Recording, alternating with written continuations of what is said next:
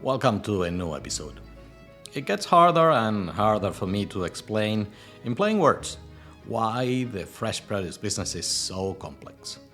I wrote a book, and the book actually is a proper door stopper. It's conceptually dense and it forces the reader through their own process of discovery. And ever since I wrote the book, my own way of reasoning has become more and more anchored in those specific concepts that you can find there in the book. But to talk to someone who hasn't read the book and internalized the same concepts, well, you have to set them aside. So for the podcast, I keep racking my brain over how to get my truths across in a simple and friendlier language.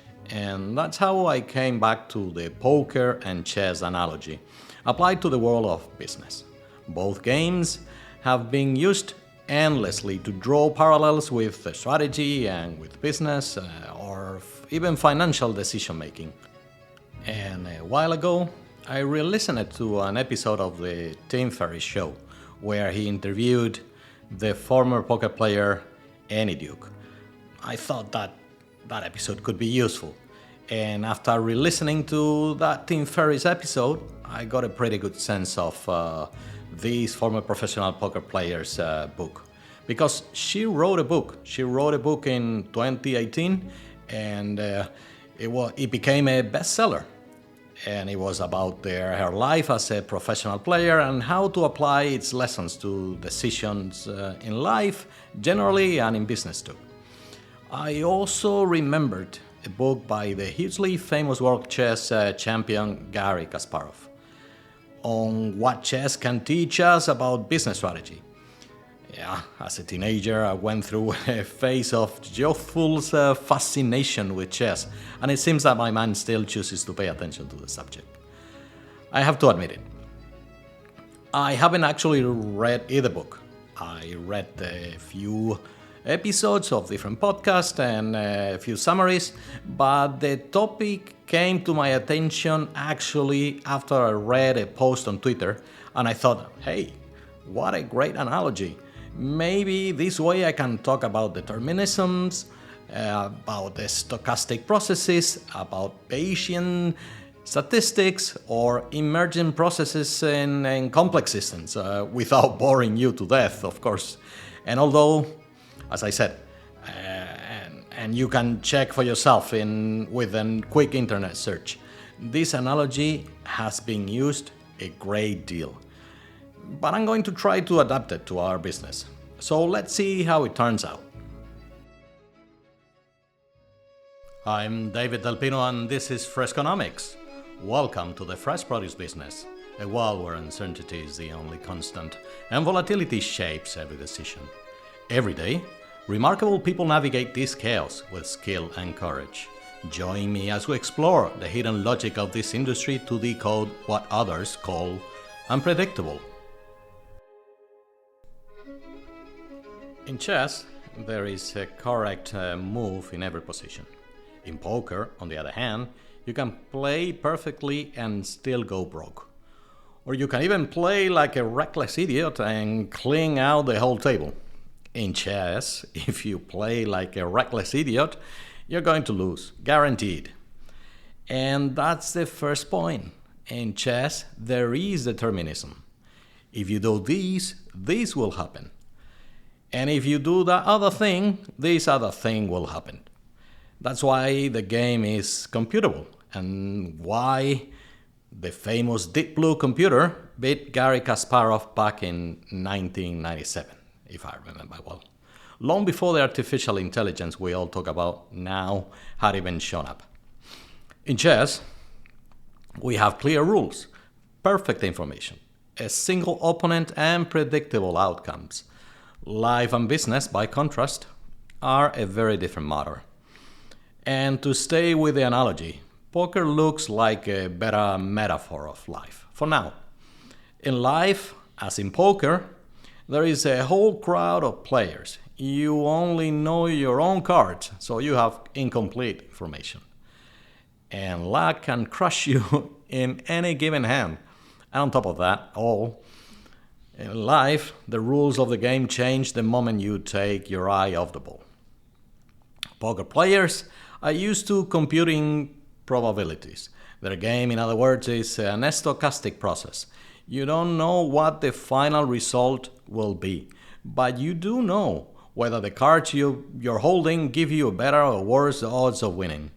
Although, even with a pair of aces on the very first deal, the probability of losing is still around 15%.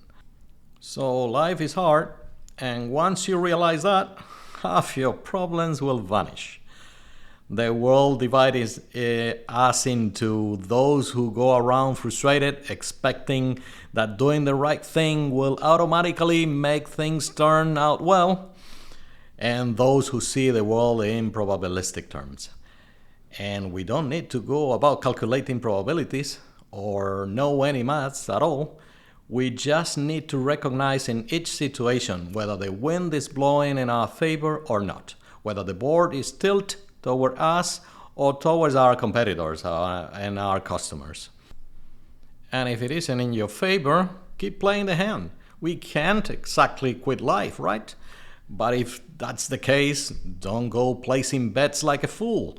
And the flip side, stop torturing yourself over the bad outcomes of good decisions and keep playing the hand. Yes, I know.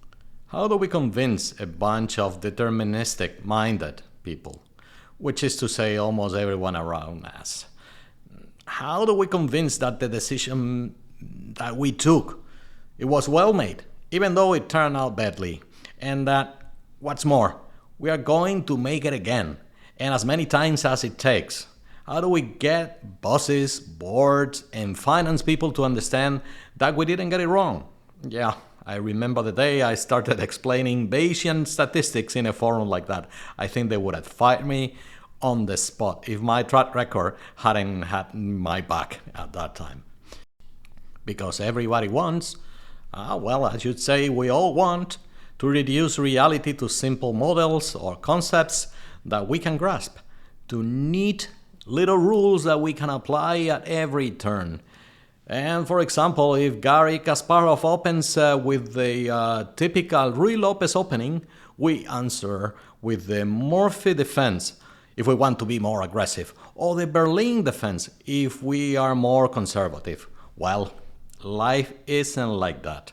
Life is brutally complex, and there is no shortage of professionals, gurus, and pundits who feed off our psychological need for certainty and simplification. There are piles of books and business practices urging us to apply the famous KISS principle. Keep it simple, stupid, or keep it short and simple, as they call it. I think this is a terrible way to approach problems, especially in a business like Fresh Produce. Although I do understand that, with a lot of inexperienced people in an organization typical like our organizations, you can't just throw them straight at the complexity because all you achieve is analysis paralysis. Applying probabilistic thinking and rethinking complexity can lead you to overanalyze instead of act.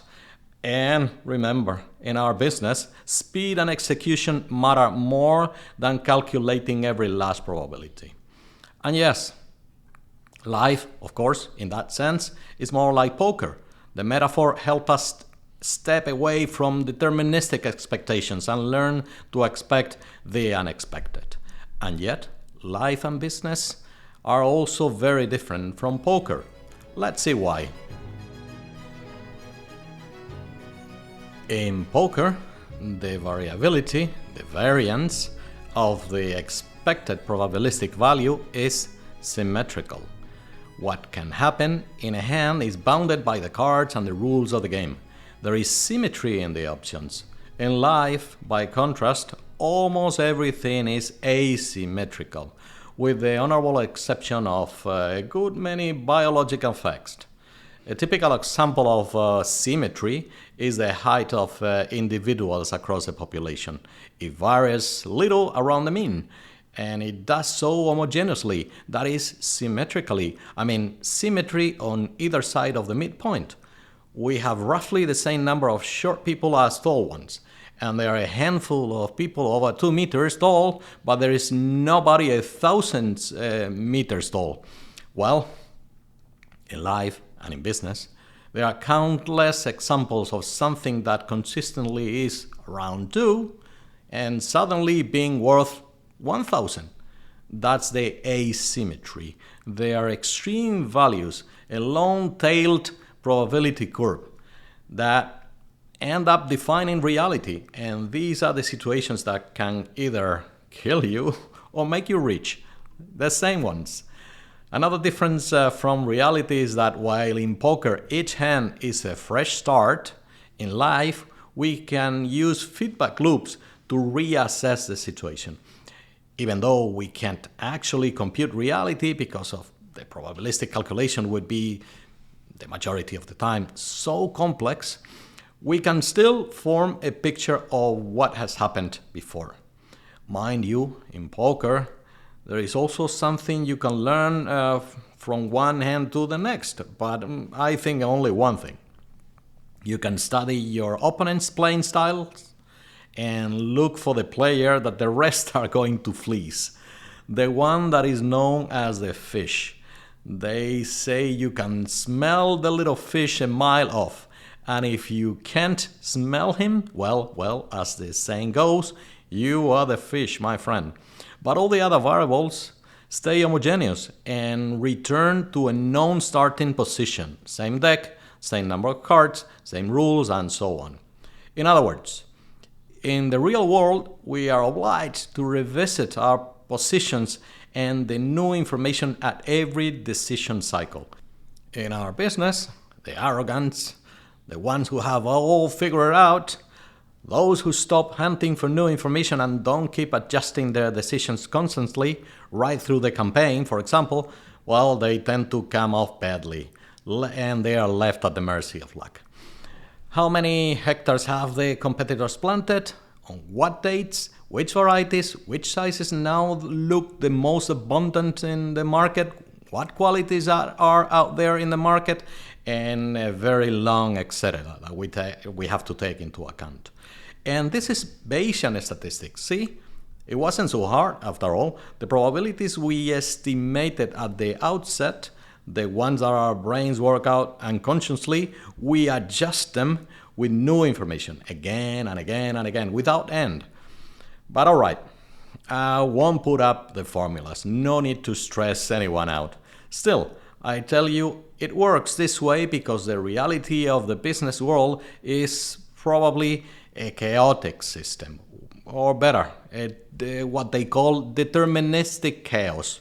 Well, there are alternative explanations I'm starting to find rather convincing, but today isn't the day to get into those.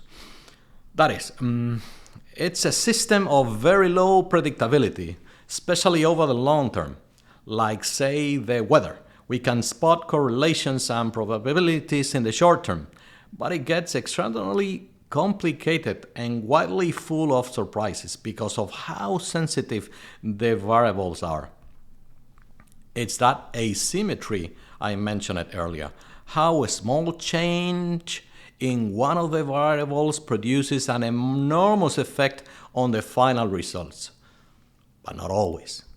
A silly example I can use. Small change in light intensity over a few specific weeks produces a peak in the pepper crop. But that very same change in light intensity at another point in the season, say 2 weeks later, has no such effect. It depends on the state of the crop, its metabolic balance, the temperatures, and 1,000 other factors. What I'm trying to say is that chess, most definitely, is not like real life. We don't have an objective, correct answer to everything that happens to us. And perhaps in that sense, it's more like poker, though that doesn't quite capture us either. Okay, you have to play the hand with the hands you're dealt, and with the money you've got to bet. Accept the position you're in, and read the game. And there is no universal manual for succeeding in our business. Growing and selling pears is not the same like growing and selling tomatoes. Yeah, and the winning strategy in pears would be a disaster in tomatoes. We all know that. And worse still, my pear competitor strategy would lead me straight to bankruptcy. So, my friend, free yourself. You have to play the hand, and there is no perfect decision. Make the best decision you can with the information you have and place the bets that won't knock you out of the game. This is what I call please avoiding the risk of ruin. From there, keep playing and keep learning and trust the process. It's far easier than it looks because life is full of little fish who believe reality is deterministic. And it's those little fish who end up busted in this strange game we all play in our world. This is probably one of the most important things I've learned in this business. It's not that people don't see what's coming, nobody can. It's that they hadn't prepared themselves for what could happen, not even mentally, and that carries them from frustration to inaction to finally ruin. And that's it for today's episode. I hope you enjoyed it, and I invite you to subscribe to Fresconomics on your favorite platform. You can find me on Apple Podcast, Spotify, and even on YouTube. And remember to share it with others. Help me connect with the community of professionals in the fresh produce industry. Although it may take a while, I promise to respond to any questions, contributions, or suggestions you may send to web@daviddelpino.com.